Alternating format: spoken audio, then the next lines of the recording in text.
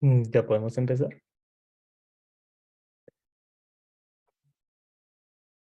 Sí, dale, yo creo que ya podemos empezar, ya son las 7:36 y ya está la mayoría de la gente. Listo. Entonces, pues, muy buenas noches a todos. Mi nombre es José Daniel Piñero, soy estudiante de 10º semestre de la Universidad del Rosario, y actual miembro de Junta del Grupo de Interés de Ginecología y Obstetricia de la Universidad del Rosario, y pues junto con mi compañera Juliana Pérez, estudiante de 6º semestre de la universidad y también miembro de Junta, pues les vamos a exponer el tema de embarazo ectópico esta noche. Estamos en conjunto con el doctor Jorge Campo, especialista en ginecología y obstetricia, y pues es nuestro invitado especial. No sé si el doctor Campo tenga alguna palabra antes de empezar.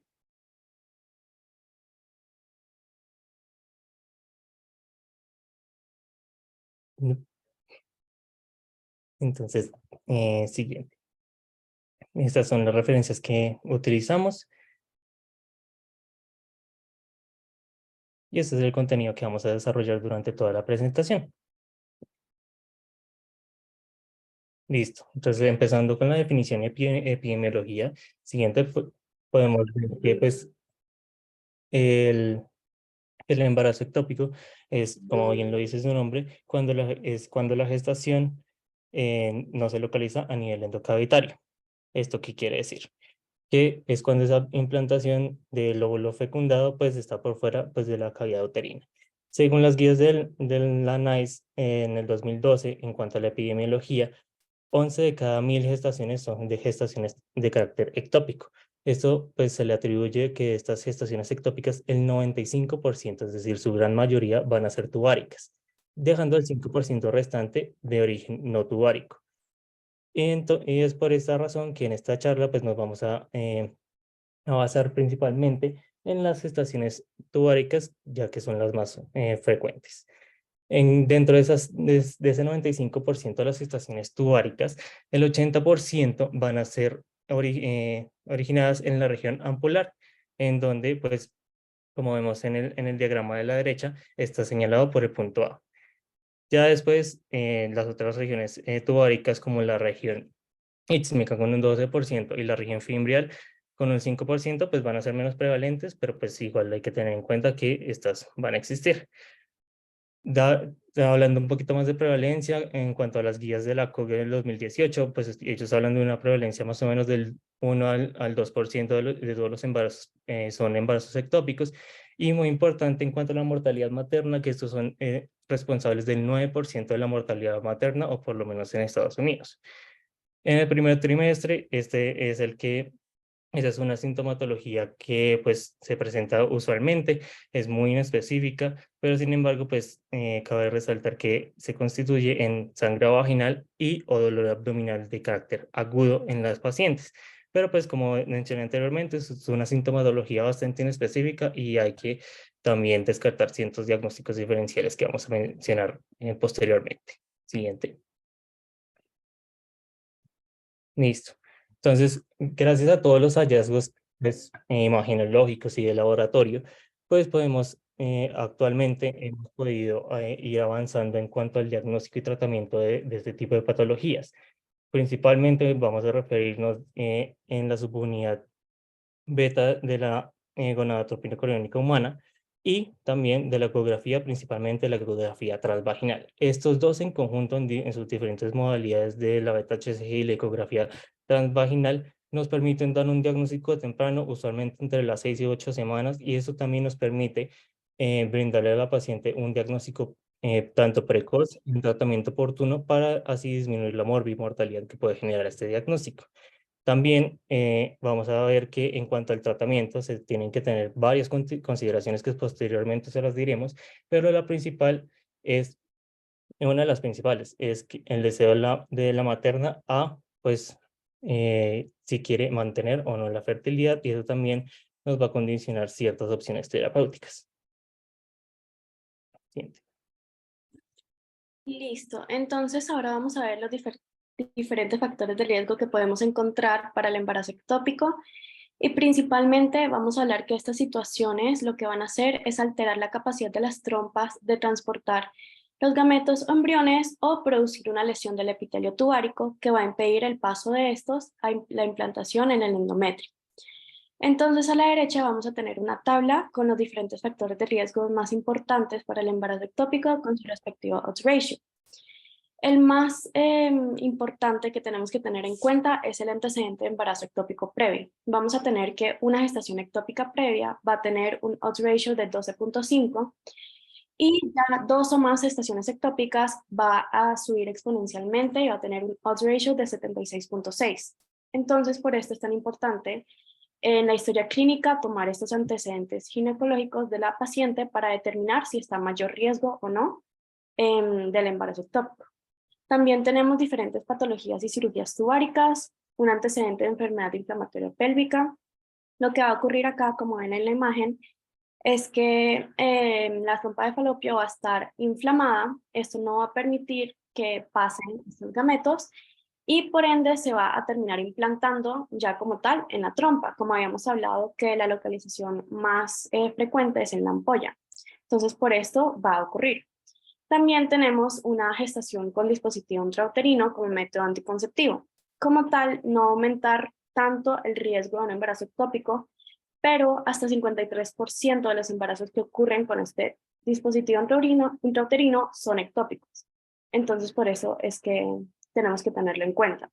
También tenemos otros factores de riesgo más generales como tabaquismo, edad materna, cirugía abdominal previa, aborto previo, abortos espontáneos y técnica de reproducción asistida, que vamos a ver un poquito más adelante. Listo. En cuanto a las manifestaciones clínicas, pues como lo introduje anteriormente, estas manifestaciones clínicas de esta patología van a ser muy inespecíficas, debido a que otros tipos de diagnósticos ginecológicos y obstétricos también pueden tener esta sintomatología similar. Pero simplemente la sintomatología de un embarazo ectópico se puede basar en amenorrea, sangrado vaginal y o dolor abdominal de carácter agudo. Esto pues en el primer trimestre del embarazo, pero como les dije, eso puede pertenecer a otros diagnósticos diferenciales como por ejemplo un aborto espontáneo. Ya también hay que tener en cuenta otro tipo de sintomatología que nos puede estar direccionando a otro tipo de complicaciones de esta misma patología, como lo puede ser la gestación ectópica rota. Esta gestación ectópica rota se puede presentar como signos de distensión abdominal, irritación peritoneal, ya un cuadro clínico más severo, puede llegar a hemoperitonía por la misma gestación ectópica y posterior a un posterior shock hemorrágico. Y pues esto nos puede complicar un poco más tanto el diagnóstico como nos puede ayudar a tomar decisiones más radicales en cuanto al tratamiento. Hay que tener en cuenta en la historia clínica todo lo que es los factores de riesgo de la paciente, como lo menciona Juliana de la diapositiva anterior. Esto debido a que pues, nos puede ayudar a identificar qué tipo de factores de riesgo tiene la paciente y cuál es el riesgo que pues, la paciente va a tener eh, para orientar el esfuerzo diagnóstico. También otros datos que se pueden tener en cuenta son la edad gestacional y el inicio e intensidad de los síntomas. La edad gestacional, ¿por qué es importante? Porque usualmente más o menos entre las semanas 5 y 6 de gestación, pues ya el embrión pues, se puede ver implantado a nivel intrauterino y puede ser visto más que todo en la ecografía transvaginal. Es decir, que si, por ejemplo, yo le voy a pedir una ecografía transvaginal a una paciente con 4 semanas de gestación o menos, pues muy probablemente por la ecografía transvaginal es muy probable que pues no pueda haber el embarazo. Y pues, como les dije anteriormente, la severidad nos va a ir direccionando más que todo el tratamiento. Entre mayor inestabilidad hemodinámica y mayor severidad, pues el tratamiento va a ser asimismo más agresivo y más oportuno, más pronto. En cuanto ya también, pues se tiene que hacer un examen ginecológico completo, en donde pues se evalúa el cuello uterino mediante un tacto vaginal, cómo está el cuello uterino, si está abierto, si está cerrado, si hay presencia de sangrado, si hay presencia de coágulos, etc. Bueno, entonces en cuanto al diagnóstico del embarazo ectópico nos vamos a basar en 3 pilares fundamentales. La clínica, que se refiere a la consulta y la examinación de la paciente, ecografía y los diferentes hallazgos que podemos encontrar, y laboratorio, que nos vamos a basar principalmente en la fracción beta de la gonadotropina coriónica humana, el RH y la laparoscopia. Para realizar una evaluación inicial diagnóstica vamos a usar la ecografía transvaginal. Y para ya confirmar el diagnóstico como tal, vamos a juntar esta con los niveles de beta-HCG. Y la razón de esto es porque la combinación entre ambas van a tener un valor predictivo positivo mayor al 95%. Entonces es la mejor opción para realizar el diagnóstico. Hablando del diagnóstico clínico, nos vamos a basar como en 4 pilares fundamentales. Ya habíamos hablado que los síntomas pueden ser muy inespecíficos. Van a presentar amenorrea, dolor abdominal y sangrado vaginal. Sin embargo, es importante tenerlos en cuenta. Lo que pasa es que hasta 10% de las pacientes van a ser asintomáticas, entonces pues el hecho de que no presenten estos síntomas no puede descartar el diagnóstico de embarazo ectópico y también pueden ser indicativos de un aborto espontáneo, entonces esto hay que tenerlo en cuenta. También, como había hablado José, también vamos a tener diferentes síntomas de rotura de gestación ectópica, como son los siguientes, que ya habíamos conversado, y también si al tomarle los signos vitales a la paciente ella está hipotensa, pues también nos ayuda a orientar un poco más hacia este diagnóstico de rotura. En la consulta vamos a realizar un examen pélvico y podemos encontrar el dolor a la movilización cervical y la masa anexial dolorosa. Como tal, el diagnóstico clínico tiene que ser muy inespecífico. Hasta 30% de los casos la gestante no va a presentar este sangrado vaginal, hasta 10% de los casos no va a presentar ni dolor a la movilización cervical ni un examen pélvico anormal. Entonces va a estar bastante difícil como orientar el diagnóstico solo con la clínica. Sin embargo, sí podemos hacer una clasificación del riesgo como tal de presentar este embarazo ectópico con los datos que sí llegamos a encontrar. Entonces, esta es como una tabla para determinar el riesgo del embarazo ectópico, está bajo, intermedio y alto. Si hay una presencia de latidos fetales o tejido en orificios cervicales y la ausencia de dolor, vamos a decir que la gestante está cursando, pues lo más probable es que no esté cursando con un embarazo ectópico, ya que va a tener un riesgo de menos de 1%. Si ya hay ausencia de estos latidos fetales o el tejido en los orificios cervicales y si tiene dolor, pues ya va a aumentar a 7%. Y si presenta signos o síntomas de irritación peritoneal y dolor a la movilización cervical, pues ya se va a considerar de alto riesgo de embarazo ectópico con un 29% de riesgo. Entonces, pues con diferentes datos sí podemos ir como orientando un poco más el diagnóstico. Como habíamos hablado anteriormente, es importante hacer la historia clínica completa, ya, o sea, por tanto antecedentes como también por la edad gestacional, inicio y gravedad de síntomas, que es lo que habíamos hablado de orientar tanto el diagnóstico, si vamos a usar la ecografía transvaginal o no, como el tratamiento que puede llegar a ser un tratamiento quirúrgico dependiendo de la severidad de los síntomas. Ya hablando del diagnóstico ecográfico, vamos a utilizar, o sea, se va a preferir utilizar la ecografía transvaginal. Esta va a tener una sensibilidad del 87 al 99% y una especificidad del 94 al 99.9%. Se prefiere esta por encima de la ecografía transabdominal, ya que esta va a permitir una mejor visualización de los ovarios y de los anexos. Entonces nos va a facilitar un poco encontrar esta gestación si está extrauterina. A pesar de tener una sensibilidad y una especificidad alta, van a haber diferentes factores que pueden disminuir como tal la eficacia de esta imagen en el diagnóstico, como son la resolución del ecógrafo, la experiencia del ecografista, un índice de masa corporal elevado de la gestante y miomas o patologías ováricas.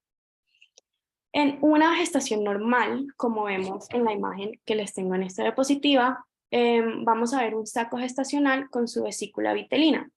El saco gestacional va a ser esta sección ecogénica que vamos a ver representada en la imagen, con la vesícula vitelina que va a ser como tal una estructura quística con una pared fina que se va a desarrollar alrededor de 5 semanas de gestación después de que el saco gestacional llegue a 8 milímetros de diámetro. En un embarazo ectópico esto no lo vamos a ver. ¿Por qué? Porque el hecho de que encontremos la vesícula vitelina nos va a orientar a que el embarazo es intrauterino y es evolutivo, o sea que va a ser una gestación normal. Pero si no encontramos esto, lo que vamos a encontrar es este saco gestacional extrauterino con o sin embrión y con o sin embriocardia. Y lo que es muy importante tener en cuenta si se encuentra o no la embriocardia, porque esto nos va a poder ayudar a orientar el manejo de la paciente. Entonces, esto es lo que vamos a encontrar. Y más específicamente vamos a tener estos dos signos muy representativos del embarazo ectópico. Vamos a tener el Bagel sign, que es una estructura en forma de anillo con un centro hipoicogénico, como vemos acá en la imagen. Se supone que el centro hipoicogénico va a representar el saco gestacional y el anillo, pues el trofoblasto. Este Bagel sign va a tener una sensibilidad del 95.5% y especificidad del 99.6% con un valor predictivo positivo mayor al 95%. Entonces, pues es muy interesante encontrarlo porque ya nos ayuda a orientar muchísimo más el diagnóstico. También vamos a ver el blob sign, que es una masa heterogénea que se va a separar del ovario al aplicar una presión. Entonces, en la imagen que vemos a la derecha, la flecha izquierda nos va a mostrar el ovario y la flecha derecha nos va a indicar la masa como tal, el blob sign. Entonces, lo que va a ocurrir durante la ecografía transvaginal es que se va a aplicar un poco de presión y vamos a ver cómo esta masa se va a mover aparte del ovario. Y la masa como tal va a ser como este edema y hematoma que va a ocurrir por la implantación por fuera de la cavidad uterina. Entonces, este va a tener una sensibilidad del 89.9% y una especificidad del 83%, con un valor predictivo positivo mayor al 96%. Vamos a ver que la ausencia de estos signos o del hallazgo de la gestación extrauterina junto con una beta-HCG mayor a 3.500 unidades por litro puede ser indicativo de una gestación de localización incierta. Este como tal no es un diagnóstico, es más como un estado transitorio que nos va a permitir realizar más estudios para encontrar ya como tal a dónde está el embarazo. Entonces, pues esto puede ocurrir. También vamos a tener que se puede utilizar el Doppler color, sin embargo, este no va a aumentar la eficacia para el diagnóstico del embarazo ectópico, pero sí nos permite ver un anillo de vasculatura circunferencial como se ve en la imagen. La presencia del líquido intraperitoneal con una prueba de embarazo positiva y que no se encuentre un saco gestacional intrauterino también nos puede indicar la presencia de un embarazo ectópico. Sin embargo, no es muy usual que se encuentre este hallazgo en un embarazo ectópico y también puede aparecer en otras patologías ginecológicas. Entonces, tiene una sensibilidad un poco más baja de 63% y una especificidad de 69%. Listo. Entonces ya el diagnóstico por laboratorio. Entonces, como les introduje anteriormente, pues la beta-HCG va a ser fundamental en el diagnóstico del embarazo ectópico. Y aquí podemos utilizar dos modalidades. La principal va a ser el nivel discriminatorio de beta-HCG, en donde pues este nos puede ayudar cuando la eco transvaginal no es diagnóstica. ¿Qué significa este nivel discriminatorio o límite discriminatorio de la beta-HCG? Es el límite por el cual si el valor de la beta-HCG sobrepasa este límite, ya es seguro o es muy probable que, que el embarazo se pueda encontrar a nivel intrauterino. ¿Qué pasa con esto? Cuando este límite se encuentra por encima de este valor, más un eco transvaginal sin evidencia de un embarazo intrauterino, pues podemos aumentar la sospecha de que el embarazo que estamos presenciando es un embarazo ectópico. ¿Y cuál es este límite discriminatorio? Siguiente, por favor. ¿Cuál es ese límite discriminatorio? Pues se ha visto que en diversos artículos que el límite discriminatorio antes oscilaba entre 1.500 a 2.000 unidades por litro. Sin embargo, la COC en el 2018 establece un nivel más alto de este límite, que lo sube a 3.500 unidades por litro. ¿Esto por qué? Porque con los anteriores niveles de 1.500 a 2.000, principalmente se estaban diagnosticando de manera aumentada o pues se estaba supradiagnosticando el de embarazo ectópico. y de esta manera se estaba tratando con metotrexate a las pacientes que en realidad no necesitaban el tratamiento con metotrexate, siendo un tratamiento bastante agresivo y pues teratogénico. Entonces, por eso la COP decide aumentar el nivel discriminatorio a 3.500. Ya posteriormente, también tenemos las beta-HCG seriadas, que estos principalmente nos sirven para seguimiento. ¿Qué pasa? Que fisiológicamente en un embarazo intrauterino, la beta-HCG usualmente a las 48 horas debería aumentar en teoría un 50%. Si esta beta-HCG se queda en meseta o si no aumenta de manera, como la indiqué anteriormente, en 50% en esas 48 horas, pues se puede aumentar la sospecha de un embarazo ectópico. Sí. ¿Qué pasa con de estos beta-HCG seriadas? La COP también dice en el 2018 que esto va a depender mucho del valor inicial de la beta-HCG y su aumento. Entonces, ellos hablan de que un valor inicial de beta-HCG menor a 1.500, pues se espera un incremento de 49-50% en esas 48 horas efectivamente. Pero un valor inicial menor de 1.500 a 3.000, por ejemplo, ya tendrá un aumento menor, en un 40%, o un valor inicial mayor de 3.500, pues tendría un aumento mucho menor de 33% para pues, establecer este diagnóstico. Sí. Y como les dije, eso es muy importante para el seguimiento. ¿Por qué? Porque también, tanto para hacer la sospecha, como cuando ya la paciente está en tratamiento, esta paciente tiene que ser monitoreada cada semana con un nivel de beta-HCG. Esto hasta que se vuelva pues, negativa. Negativa, pues hago referencia a un nivel de beta-HCG menor a 20 unidades por litro. ¿Por qué? Porque se ha visto que incluso los niveles en descenso o ya muy bajos se han visto embarazos ectópicos rotos en este proceso. Entonces es muy importante que la paciente haga un seguimiento estricto de este beta-HCG.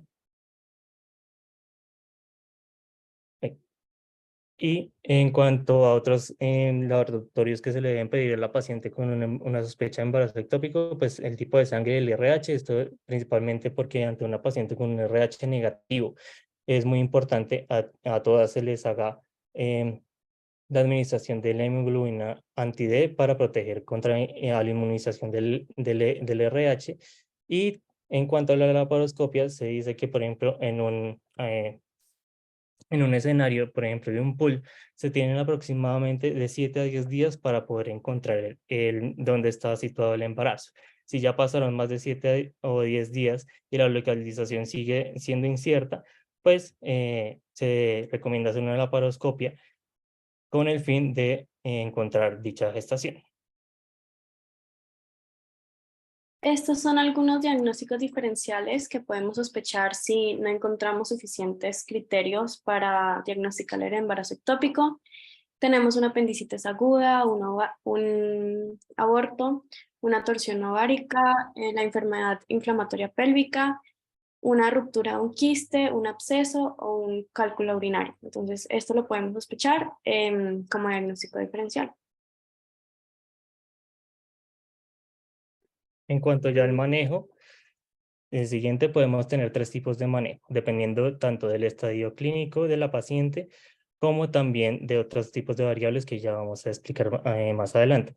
Principalmente tenemos el manejo expectante, en donde este manejo expectante es principalmente espera o monitorear a la paciente sin hacerle ningún tipo de manejo médico quirúrgico a que simplemente el cuadro clínico resuelva de manera espontánea.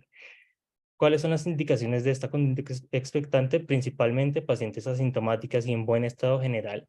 Una beta-HCG menor a 1.000 unidades por litro. ¿Esto por qué? Porque se ha visto en diversos artículos que entre menor beta-HCG inicial, mayor probabilidad hay de que el embarazo ectópico resuelva por sí solo.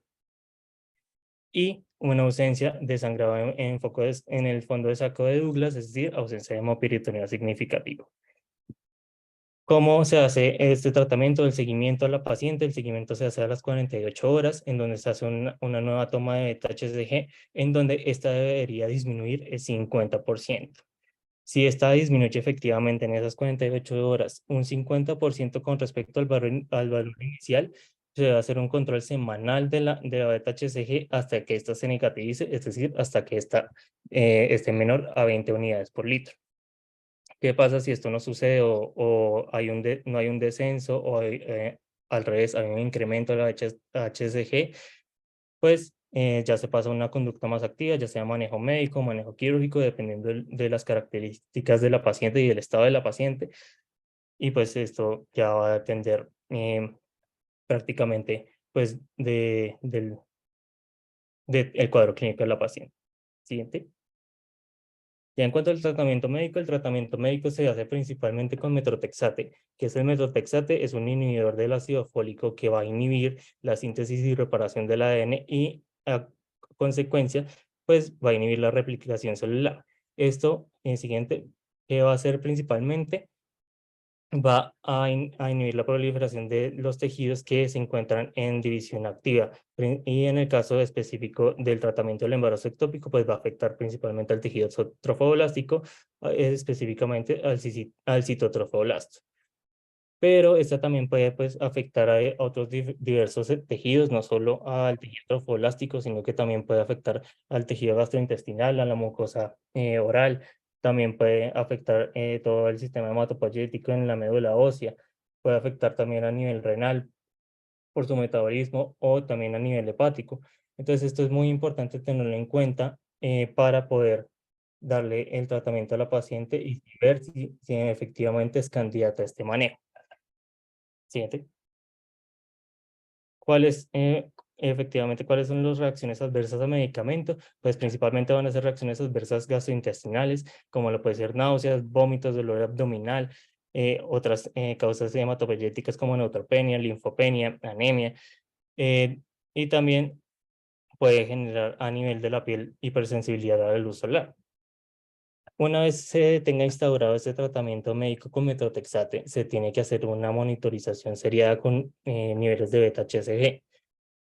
Muy importante cuando se hace esta monitorización. Esta monitorización se hace principalmente al día 4 de tratamiento.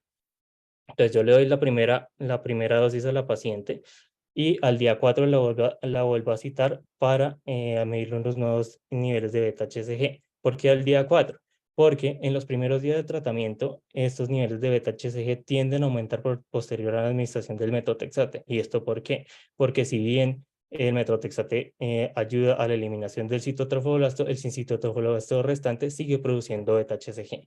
Entonces, mientras que se regula esa producción y esa eliminación, pues es por esto que tiende a aumentar el nivel y es por esto que se hace la monitorización el día 4. Cuando, eh, cuando se hace la monitorización al día 4, esta beta-HCG debe disminuir por lo menos un 15% en este control. Si no llega a disminuir un 15%, dependiendo del esquema que estemos utilizando de metotrexate, ya posteriormente lo voy a explicar, pero por ejemplo, si es un esquema de dosis única, em, si no disminuye este 15%, se tiene que hacer una nueva dosis de metotrexate y citarla al día 7, con el mismo valor de disminución del 15% en ese día 7. Si ya no disminuye en el día 7 ese 15% en un esquema de dosis única, pues se pasaría ya a un manejo más quirúrgico. ¿Qué se tiene que considerar principalmente en estas pacientes? Es que se le debe educar a la paciente y referirle que más o menos entre el día 3 y 7, posterior a la administración del metotrexate, pues, puede haber una crisis de dolor abdominal. ¿Esto por qué? Por la distensión de la trompa de falopio debido a el hematoma que se puede generar a este nivel, que puede ser doloroso para la paciente. Muy importante decirle a la paciente que no tome ningún AINE, ningún analgésico, ningún narcótico, y que este dolor puede llegar a desaparecer de manera espontánea entre las 4 a 12 horas. ¿Por qué no deben tomar ningún tipo de analgésico? Debido a que el metotrexate interactúa con esos analgésicos y puede llegar a aumentar su toxicidad. Siguiente. Otra vez. Y otra vez. Listo. ¿Cuáles son las indicaciones del tratamiento médico? Pues principalmente que la paciente esté hemodinámicamente estable, que tenga ausencia de dolor abdominal severo o persistente, que la paciente, como bien les dije anteriormente, necesita un seguimiento oportuno de incluso hasta 14 días si estamos utilizando un esquema de dos dosis. Entonces, pues que la paciente pueda ir a hacerse su monitoreo estricto. También que la paciente tenga una función hepática y renal normal por los efectos del metotrexate, que tenga una actividad cardíaca embrional, perdón, aquí me equivoqué, fetal, ¿no? Embrional, em, negativa, debido a que si esta se encuentra presente, según varios artículos, el tratamiento con metotrexate disminuye su eficacia. Ya otras manifestaciones ecográficas como el diámetro del embarazo ectópico que debe ser inferior a 4 centímetros o también el nivel de beta-HCG menor a 5000. Esto también se ha visto en varios estudios en donde un nivel de beta-HCG mayor a 5000 es muy probable que el tratamiento con metotrexate no sea eficaz. ¿Cuáles son las contraindicaciones? Pues todo lo que no está en las indicaciones, más que tenga la paciente una gestación intrauterina, que tenga, esté hemodinámicamente inestable, ya sea por un hemoperitoneo ecográficamente significativo, que tenga un antecedente, una gestación ectópica o lateral con tratamiento conservador previo, que tenga una gestación ectópica heterotópica. ¿Esto qué quiere decir? Que tenga una gestación intrauterina más una gestación ectópica. Esto principalmente se va a ver en las pacientes que hayan tenido su concepción con métodos de reproducción asistida, debido a que usualmente la prevalencia de esto es de 1 en 4000. Sin embargo, cuando se hace un método de reproducción asistida, esta prevalencia tiende a bajar a 1 en 300. Entonces, hay que tener cuidado con estos pacientes. Y pues todas las alteraciones del metotrexate, inmunosuprimidas, que sean leucopénicas, anémicas, trombocitopénicas, que tengan una enfermedad pulmonar activa, una úlcera gástrica activa, debido a que pues, el metotrexate puede exacerbar o incluso empeorar esas patologías de base de la paciente.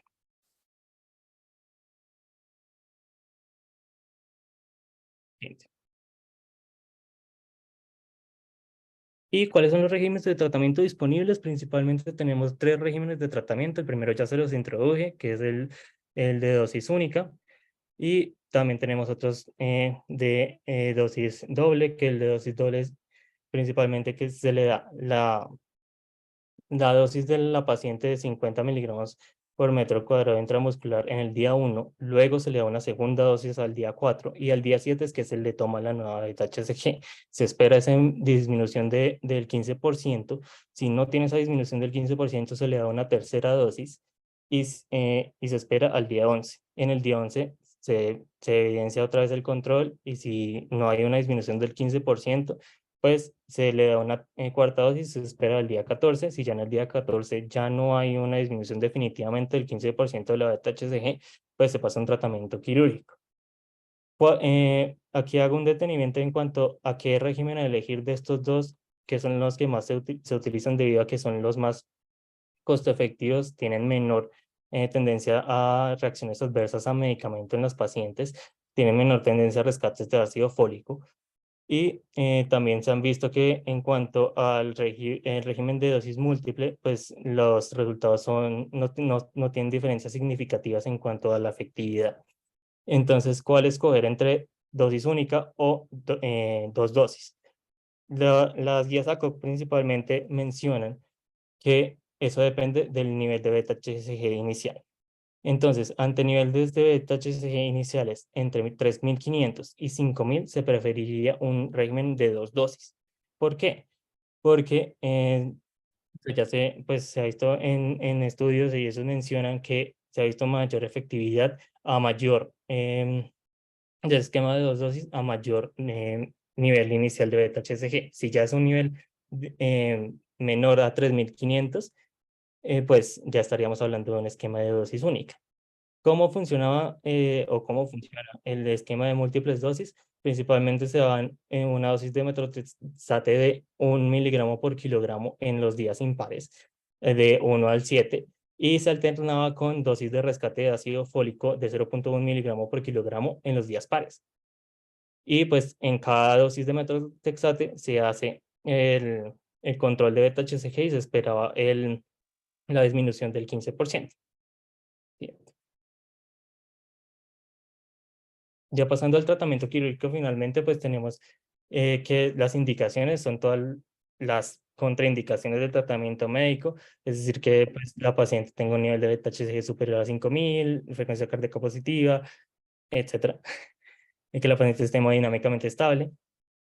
Y además tenemos dos tipos de tratamientos que le podemos ofrecer a la paciente, tanto la salpingectomía o la salpingostomía. ¿De qué depende esto? De la condición clínica de la paciente principalmente y del estado de la trompa contralateral, y también depende del deseo de la paciente de preservar o no su fertilidad. Entonces, si estamos en el escenario ideal de la paciente que está estable hemodinámicamente, que pues ya completó su esquema de metotrexato y no funcionó, y la paciente quiere conservar su fertilidad, ahí ya pasamos a ver a la trompa contralateral. Si la trompa contralateral está sana, pues se le puede hacer una salpingectomía unilateral por vía laparoscópica. Si, por el contrario, la trompa contralateral se encuentra patológica, pues, y la paciente quiere preservar su fertilidad, se le ofrecería una salpingostomía laparoscópica. Debido a que esta salpingostomía laparoscópica ayuda a preservar la fertilidad de la paciente, da una mayor probabilidad de quedar en embarazo posteriormente a este procedimiento. Sin embargo, en comparación a la salpingectomía unilateral, la salpingostomía en embarazos posteriores también es un factor de riesgo para un embarazo ectópico posterior, pero pues es ya decisión de la paciente. Por el contrario, si la paciente llega en shock hemodinámico, la paciente tiene múltiples adherencias ya cuando entra en la laparoscopia que impiden una adecuada visualización del campo quirúrgico y pues y el acceso a las trompas, pues ya se opta por una opción más invasiva que como lo es la laparotomía exploratoria para resolver este proceso. Bueno, entonces ya por último, el seguimiento después del manejo. Vamos a ver que se va a basar principalmente en el manejo ambulatorio y en la educación a la paciente. En el manejo ambulatorio vamos a dividirlo en dos etapas. En la semana 1, post-tratamiento, y a partir de la semana 2. En la semana 1 vamos a mandar estos paraclínicos que son la beta-HCG, perfil hepático, el hemograma y la ecografía transvaginal. A partir de la semana 2 vamos a utilizar principalmente la beta-HCG, y la ecografía transvaginal va a estar indicada solamente en casos cuando la paciente se encuentre hemodinámicamente inestable o todavía le persisten los síntomas. Ahora les voy a mostrar por qué no está indicada en todos los pacientes. Y esto se va a realizar una vez a la semana, cada 2 semanas. En recomendaciones generales, le vamos a decir a la paciente que evite suplementos de ácido fólico, AINES, analgésicos narcóticos y alcohol, por lo que habíamos hablado, que esto puede causar una alteración en el metabolismo del metotrexato y esto puede aumentar el riesgo de las reacciones adversas al medicamento. También se debe evitar la exposición a la luz solar, ya que puede causar una dermatitis por metotrexato. En cuanto al periodo intergenésico, vamos a ver que se debe evitar una nueva gestación en los primeros 6 meses, pero como recomendación muy fuerte, por lo menos en los primeros 3 meses. ¿Esto por qué? Porque después de la administración del metotrexato vamos a ver que este se va a metabolizar y eliminar del cuerpo de una forma muy gradual. O sea que en los primeros 3 meses todavía van a haber restos del metotrexato en el cuerpo de la gestante y este puede ser teratogénico. Entonces va a aumentar el riesgo de sufrimiento fetal y consecuencias severas para el feto. Ya cuando haya una siguiente gestación, vamos a realizar una ecografía precoz, que va a ser entre la semana 5 a 6 después de la fecha de última menstruación. Y esto es para tener un control un poco más cercano a la paciente para revisar que no esté sufriendo con un nuevo embarazo ectópico, ya que sabemos que este es el factor de riesgo más importante. También es importante informarle a la paciente que la beta-HCG no va a alcanzar una negativización inmediata. Se puede demorar entre 19 y 129 días.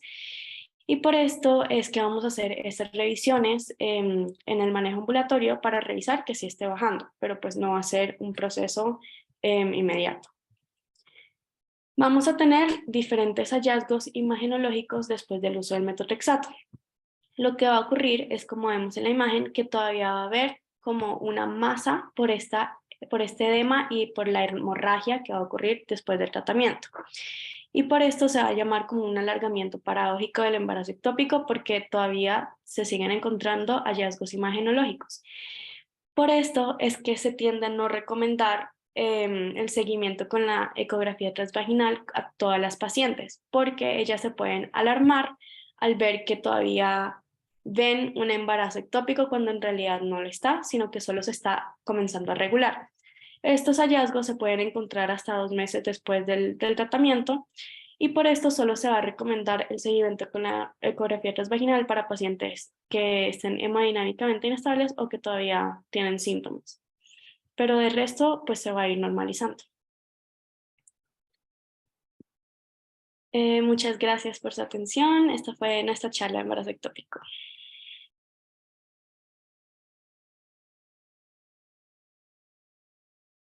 Gracias por su charla.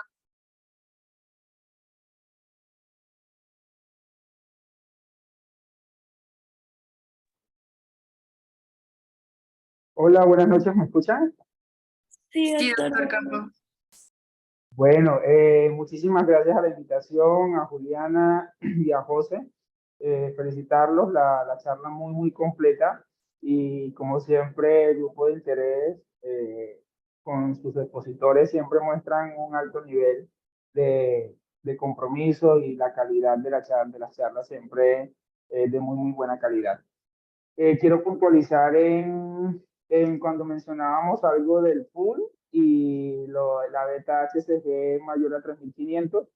Realmente definimos pool como cualquier paciente o una paciente que tenga una prueba de embarazo positiva y que cuando le hacemos la ecografía no lo evidenciamos ni intra ni extrauterino.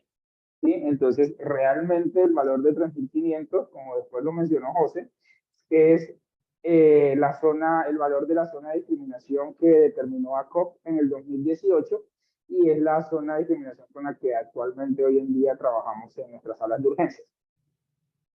Importantísimo el tema basado en que de las tres posibles causas de hemorragias obstétricas de la primera mitad del embarazo, esta es la que potencialmente pone en peligro la vida de nuestras pacientes cuando se rompe y hay un peritoneo y no se actúa de manera inmediata.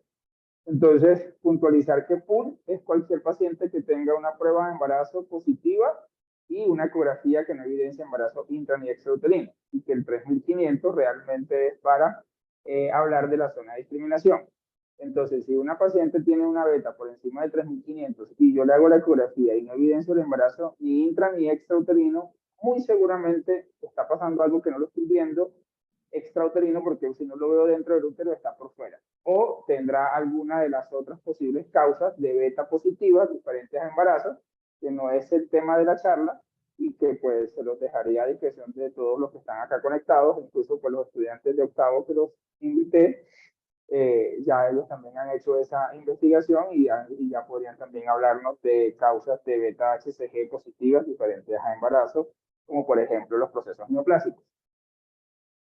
Puntualizar también que en cuanto al manejo, si la paciente tiene paridad satisfecha, por ejemplo, la paciente ya tiene 5 hijos o tiene un hijo, 2 hijos, etcétera, y estaba, un ejemplo, haciendo los trámites para operarse y no tener más bebés y hacerse una esterilización quirúrgica y se embaraza y el embarazo es un ectópico, ella tiene indicación de manejo quirúrgico.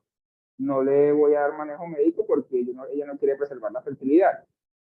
A ella la hospitalizo, le quito la trompa donde está el ectópico y de una vez le quito la otra trompa o le hago cualquier otra técnica de esterilización quirúrgica en la otra trompa, por ejemplo. Entonces también puntualizar que esa es una indicación de manejo quirúrgico, paridad satisfecha.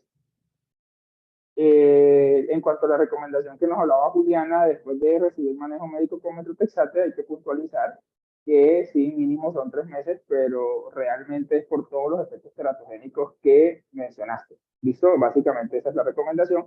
Y porque recuerden que las pacientes, como tú nos mencionabas, más o menos en esos 3 meses es que ya se ha aclarado completamente el medicamento y entonces ya disminuye los riesgos de teratogenicidad en el futuro embarazo.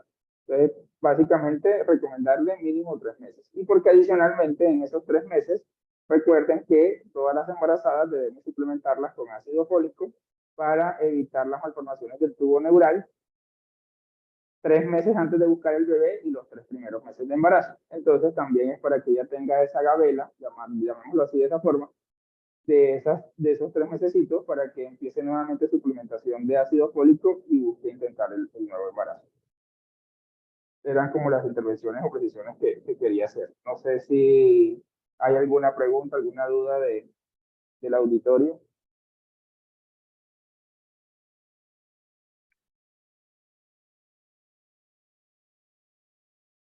¿Todo claro?